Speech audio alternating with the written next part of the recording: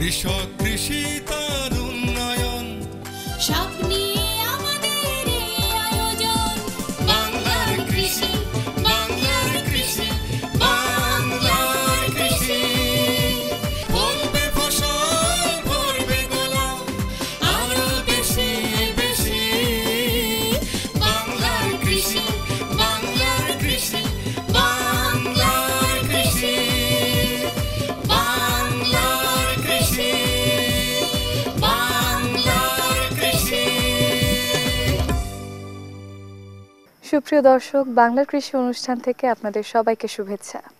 কৃষি তথ্য, প্রযুক্তি, পরামর্শ এই সব নিয়ে আমাদের প্রতিদিনের কৃষি বিষয়ক অনুষ্ঠান বাংলার কৃষি। কৃষক ভাইরা আমাদের আজকের বাংলার কৃষি অনুষ্ঠানে দেখবেন এ সময় আপনার মাঠ ফসলের করণীয় সম্পর্কে একটি মাঠ প্রতিবেদন, সেই সঙ্গে কৃষি বিষয়ক কিছু গুরুত্বপূর্ণ তথ্য এবং পরামর্শ, আর শেষাংশে থাকছে মৎস্য বিষয়ক প্রতিবেদন।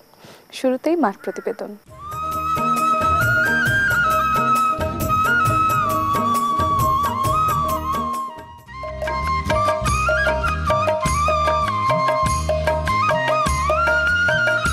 পেয়ারা একটি দ্রুত বর্ধনশীল গ্রীষ্মকালীন ফল। বাংলাদেশের সর্বত্র কম বেশি এই ফলের চাষ হয়, তবে বাণিজ্যিকভাবে বরিশাল, পিরোজপুর, স্বরূপকাঠি, ঝালকাঠি, চট্টগ্রাম, ঢাকা, গাজীপুর, খাগড়াছড়ি, রাঙামাটি, ব্রাহ্মণবাড়িয়া, কুমিল্লা এইসব জেলায় চাষ হয়। তবে রাজশাহী জেলায় কৃষকেরা কুশি ভাঙা এবং পলিব্যাগের ব্যবহার করে পেয়ারার চাষে বেশ সাফল্য পেয়েছে। সাধারণত বৈশাখ মাসে চারা লাগানো হয়। এরপর ৮ থেকে ৯ মাস বয়সের গাছে ফল আসে এবং অতিরিক্ত বৃদ্ধি কমানো এবং ডাল সংখ্যা বৃদ্ধি করার জন্য কুশি ভেঙে দেওয়া হয়।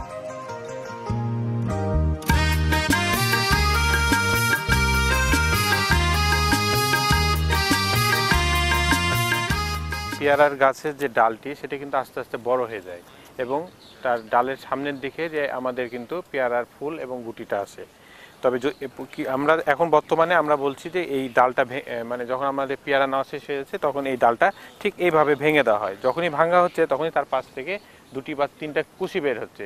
এই কুশি বের হওয়ার ফলে আমাদের কিন্তু সব কুশিতে কিন্তু আবার পরবর্তীতে পেয়ারা চলে আসছে। এক্ষেত্রে আমরা বলতে পারি যে আসলে আমরা তো পেয়ারা আগে এক সময় পেতাম, এখন কিন্তু আমরা সারা বছর ব্যাপী কিন্তু পেয়ারা পাওয়ার একটা পদ্ধতি, এটা কিন্তু আমরা বলতে পারি। আর মূলত আমরা চাষি ভাইরা যখন আমাদের পেয়ারাটা মোটামুটি একটা মার্বেলের সমান থাকে তখনই তার যত বড় আকার হবে পরবর্তীতে সে আকারের সমান একটা পলিথিন বেঁধে দিচ্ছে এবং এই পলিথিন বাঁধার ফলে আমাদের এখানে সবথেকে বড় উপকার হচ্ছে যে এখানে সরাসরি কোনো কীটনাশক প্রয়োগ হচ্ছে না। যে আমরা যে মাছি পোকার জন্য যে কীটনাশকটা প্রয়োগ করতাম সেটা কিন্তু আমাদের আর ফেলার দরকার হচ্ছে না। ফলে এটি কিন্তু এই পেয়ারাটা কিন্তু সম্পূর্ণ আমাদের স্বাস্থ্যসম্মত এবং আমরা স্বাস্থ্যসম্মত পেয়ারা বলতে পারি। আর আরেকটু সুবিধা হচ্ছে যে এখানে যে আমাদের যে কালার, পেয়ারার কালার এবং কালারটা ভালো হওয়ার জন্য আমরা কিন্তু এটার বাজার মূল্যটা অনেক বেশি পাচ্ছি।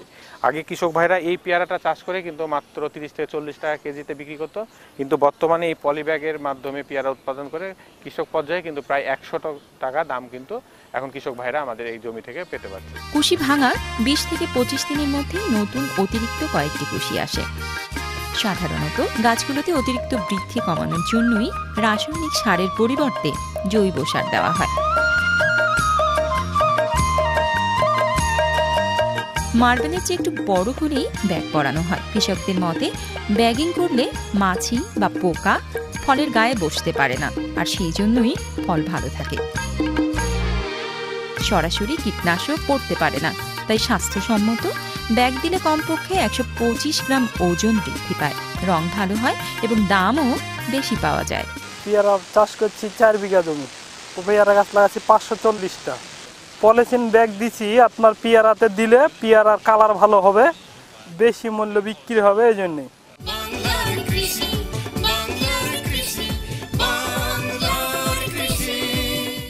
কৃষক ভাইরা দেখছেন বাংলাদেশ টেলিভিশনের প্রতিদিনের কৃষি বিষয়ক অনুষ্ঠান বাংলার কৃষি। এ সময় আপনার মাঠ ফসলের করণীয় সম্পর্কে আপনাদের জানাতেই আমাদের বাংলার কৃষি। সঙ্গেই থাকুন এবারে মৎস্য বিষয়ক প্রতিবেদন।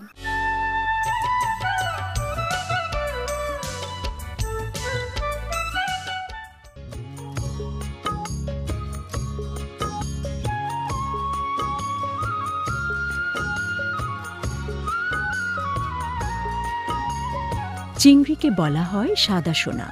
আমাদের রপ্তানি পণ্যের মধ্যে চিংড়ি অন্যতম। দেশের উপকূলীয় অঞ্চলে লবণাক্ততার কারণে ফসল উৎপাদনে সমস্যা বিধায় সেখানে ব্যাপক চিংড়ি চাষ হয়। খুলনা জেলার কয়রা উপজেলাধীন আয়শা আমির একুয়াকালচার এই ধরনের একটি চিংড়ি খামার। এই খামারের আয়তন 10 একরের উপরে এবং নার্সারি, কালচার ও রিজার্ভ পুকুর মিলে মোট পুকুর 10টি। প্রাকৃতিক পানি ব্যবহার করে এ খামারে চিংড়ি চাষ করা হয়। পুকুরের গভীরতা 5 ফুটের মতো।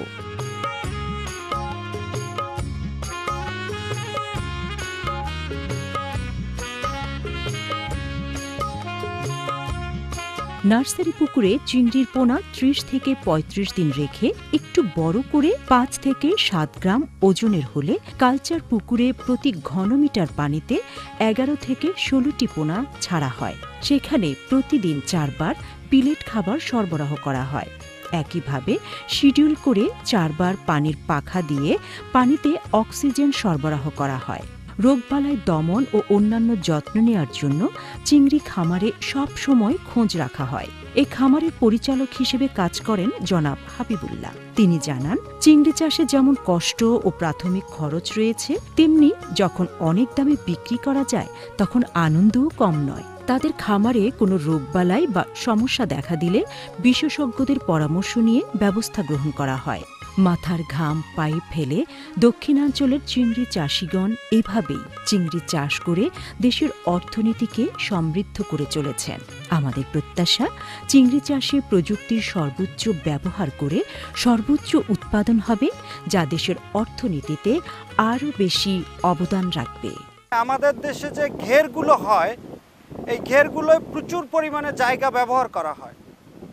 আমরা এই জায়গাটাকে অল্প জায়গায় বেশি উৎপাদনের জন্য আমাদের যে পোনাগুলো সাধারণত আসে, এই পোনাগুলো আসে আপনার টোটালি হোয়াইট স্পট ভাইরাস, যেটা এই ভাইরাসটাকে মুক্ত করে এরপরে আমাদের পোনাগুলো চেক আপের পরেই আমরা এর ভিতরে ঢুকাই। পোনাগুলো ঢুকানোর পরে এই পোনাগুলোকে প্রথমে আমরা একটা নার্সিং পন্ডে নিই। নার্সিং পন্ডে নেওয়ার পরে ওখানে আমরা মিনিমাম 1 মাস থেকে 1 মাস 5-10 দিন রাখি। রাখার পরে আমরা 5 থেকে 7 গ্রাম ওয়েট যখন হয় তখন সেগুলোকে আমরা কালচার পন্ডে নিয়ে আসি। কালচার পন্ডে নিয়ে আসার পরে এটাকে আমরা চেক ট্রে দিয়ে এদের যে খাওয়ারটা লাগবে, এই খাওয়ারটা আমরা আগে নির্ধারণ করি। আমাদের যে মাছ আছে উৎপাদনের উপরে আমরা সাধারণত 2.00 FCR এর ভিতরে আমরা যখন করতে পারি তখন একটা লাভজনক প্রজেক্টে দাঁড়াবে। এটা সিকিউরিটির জন্য যেটা করি, দেখবেন আমরা পলিথিন দিয়ে দিছি, কারণ এটা যখন অধিক পরিমাণ ঠান্ডা ছিল তখন আমাদের বায়ো সিকিউরিটি পর্যন্ত আমাদেরকে দিতে হয়েছিল। কারণ ঠান্ডার বাতাসটা যখন পানির উপরে পড়বে তখন ভাইরাস এবং প্রকোপ, ঠান্ডার ভিতরে আমাদের যে ছোট মাছ, এই মাছ ক্ষতিগ্রস্তর জন্য আমরা পুরো প্রজেক্টটা পলিথিন দিয়ে নেট দিয়ে সুন্দর করে আগে এয়ার প্রোটেকশনের ব্যবস্থা করি। এরপরে জীবাণু প্রতিরোধের জন্য আমাদের এখানে যারা আসে তারা সবাই পটাশিয়াম, এই পটাশিয়ামটায় হাত ভিজায়ে তারপরে পা ভিজায়ে এরপরে ভিতরে প্রবেশ করতে দেয়। এই চাষিদেরকে নিয়ে নতুনভাবে এই ধরনের প্রজেক্ট করে যৌথভাবে হোক, সরকারের সহযোগিতা পৃষ্ঠপোষকতায় হোক, আমরা যেমন অলরেডি আমাদের প্রজেক্টের কিছু নার্সিং মাছ আমরা বিভিন্ন জায়গায় দিয়ে চেক করতেছি যে ন্যাচারাল পানিতে এই 7-8 গ্রামের মাছগুলো ইমপ্রুভ সিস্টেম করা যায় কিনা, এর সে আরও একটা লো গ্রেড সিস্টেম, যেটা করলে আশা করি যে আমরা এখন পার বিঘাতে 40 মণ পর্যন্ত গতবার উৎপাদন করছি। আমরা চাচ্ছি যে সাধারণ কৃষকদের অন্তত 20 মণ তো উৎপাদন হবে ডেনসিটি কমায় দিয়ে। এজন্য যত প্রকার সহযোগিতা এই এলাকার লোকের জন্য আমি আশা করব ইনশাআল্লাহ। বাংলার কৃষি, বাংলার কৃষি, বাংলার কৃষি। কৃষক ভাইরা দেখছেন মৎস্য বিষয়ক প্রতিবেদন। এরই সঙ্গে শেষ করছি আমাদের আজকের বাংলার কৃষি। বাংলার কৃষি আগামীকাল একই সময় প্রচারিত হবে। এছাড়াও আমাদের অনুষ্ঠান সম্পর্কে আপনাদের মতামত আমাদের লিখে পাঠাতে পারেন। আমাদের লিখবার ঠিকানা প্রযোজক বাংলার কৃষি, কক্ষ নং 222, বাংলাদেশ টেলিভিশন, টেলিভিশন ভবন, রামপুরা, ঢাকা। আমাদের ইমেইল নাম্বার banglarkrishi@ais.gov.bt। আমাদের ফেসবুক আইডি বাংলার কৃষি। আপনারা ইচ্ছা করলে আমাদের অনুষ্ঠানটি ইউটিউবেও দেখতে পারেন। কৃষক ভাইয়েরা, আপনাদের সুস্থতা এবং মঙ্গল কামনা করে শেষ করছি আমাদের আজকের বাংলার কৃষি। আল্লাহ হাফেজ। কৃষক কৃষি তার উন্নয়ন স্বপ্নে